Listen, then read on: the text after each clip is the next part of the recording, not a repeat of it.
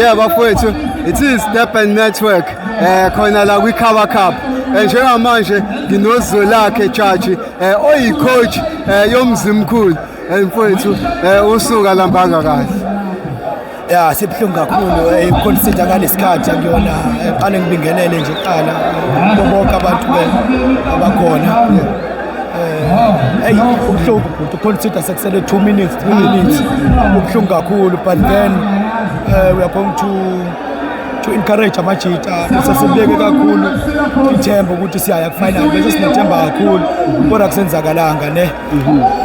We have to ukuthi sibe strong even though kubhlungu sonyamezela ayikho into esisayenza kodwa amajita asebenzile kakhulu from yesterday ukufikelela la kulesigaba lesi means a lot to uMzimkhulu wonke abadlali bebonke bowubona namanje abadlali badlala befaka amabhandishi because yesterday sizinikezele, unfortunately today akwenzakalanga. uMzimkhulu as a team sonesikhathi ukhona seniparticipate kuma-tournament amaningi, kusho ukuthini lokhu ukuthi nila ku-Cover Cup kodwa vele nabantu abayi-team ehlangene? No, kahle kahle akusona i-team elihlangene. uMzimkhulu I do isquad. Yes. Isquad of season. Yes. Of season bese ngenze iquad ngihlanganisa abadlali with the purpose ukuthi sizoba expose lana kuma scouters or kumanye ama-team akuzingile elingenhla. Yeah.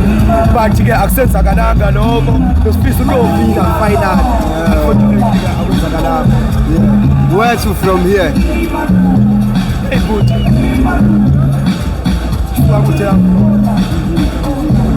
But yeah, I have to go to dressing room to encourage amajita because into besilindele ayenzakalanga wonke amakhanda bese final. Hard luck, coach. Siyabonga. Yeah, bafowethu, this is Durban Network. Uzolakhe umfoka Jaji.